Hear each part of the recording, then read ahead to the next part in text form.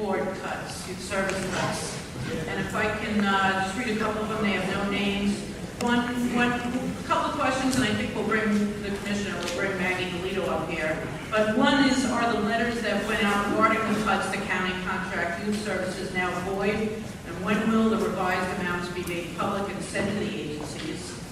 Another is, another person feels there have been disproportionate cuts made to youth service agencies, and we've been told those will be revised. Can you go on record as to restoration of the program in Uniondale? Let me just answer this for you, so we don't get, look, we have legislation pending in Albany that makes this issue move. It will restore funding. First of all, funding's not been cut. Funding has not been cut. Every agency is receiving its full first 4 months service.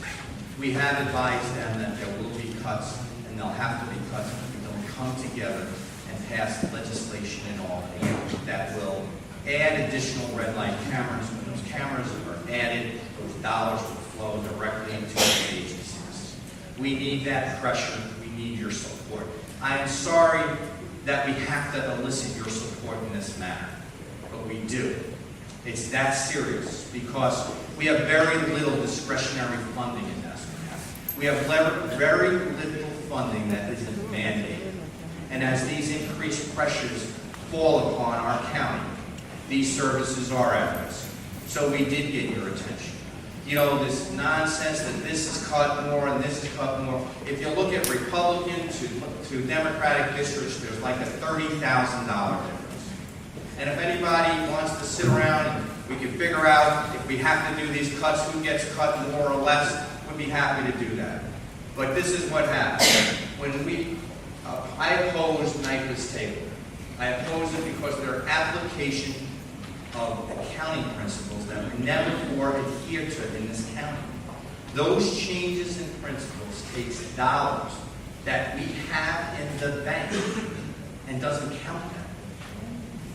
Doesn't count dollars we have. I have to make up more cuts for a projected deficit, a deficit that doesn't exist, and I can't count the dollars we already have. That's how important it is that we come together and get this legislation passed. So this revenue can flow through to the agencies. It will. We will not have a cut. I spoke with the Speaker, Deputy Speaker Eileen Cooper. She has the legislation. We've remained open to working with any concerns our legislators have. This bill has passed the Senate, and we've urged her to please use her influence, if you will, to please bring this bill and pass it in the Assembly so we can get beyond this. But these are serious times. If this legislation doesn't pass, there will be cuts. There will be severe cuts because we will not have the dollars necessary. In fact, we may have the dollars in the bank that they don't count. Crazy, but that's what we're dealing with. A system never had to adhere by, and no other municipalities adhere by this accounting plan. We hope that this will get addressed in the future. This nonsense will go away. But what happens is people distract people from the issue. Make it like, I'm getting cut more than you're getting cut. Everyone's getting cut. No one wants to get cut. That's the answer. Whether you're cut 10% or 60%, or 100% or 50%. No one wants to get cut. No one wants to delete these services. I believe in the services. You know that. As a legislature, we've fought to increase these services. But these are trying times.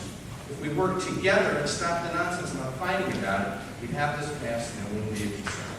And that's what I hope will happen. Kevan, you can use your influence there to help us here with the Assembly members, which are more on the side of your aisle than our time. We need this help. The New York Senate passed this bill.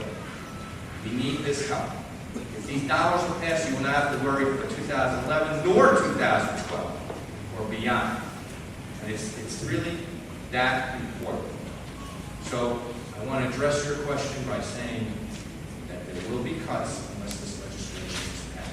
We're going to do our very best not to have these cuts. Again, if I may, definitely said a lot, and I don't want to indulge or understand this severe community meeting. But the bottom line is there's agencies that are in this room that received a letter which basically cuts their programs to a large degree that we've seen in other communities that happen to be represented by Republican legislators.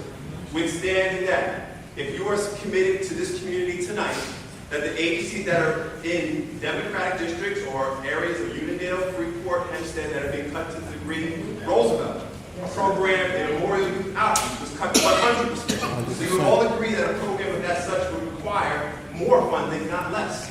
If you're committed tonight that that list that was out there is no longer the case, and that those cuts at those percentages will not happen, and if there is a cut, we will see something that's a little bit more fair and equal.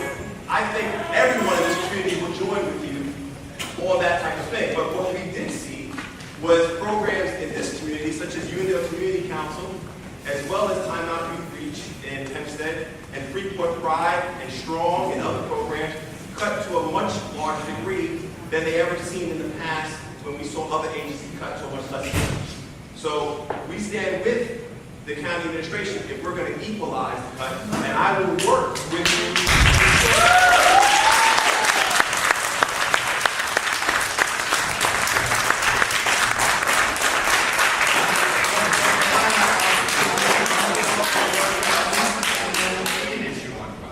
That's what you need to do. Work with us. There is only about a $24,000 difference between Republican and Democratic districts. That's what there is in spending. A $24,000 difference is 11 on the Republican side and 8 on the Democratic side. It's $24,000 difference. We can argue about this and go back and forth. It's getting lost. It's a lost message because the message here should be how do we work together again, no cuts. Come on, if you join me in that, there'll be no cuts at all. Everybody's will go on and deliver these important services. Again, I'm sorry. I think the community deserves an honest response. I'm prepared to work with you if you are saying that the cuts throughout every community, regardless of demographic or political affiliation, will be equal. If you are saying that tonight, I will work with you on red light cameras. To be very clear.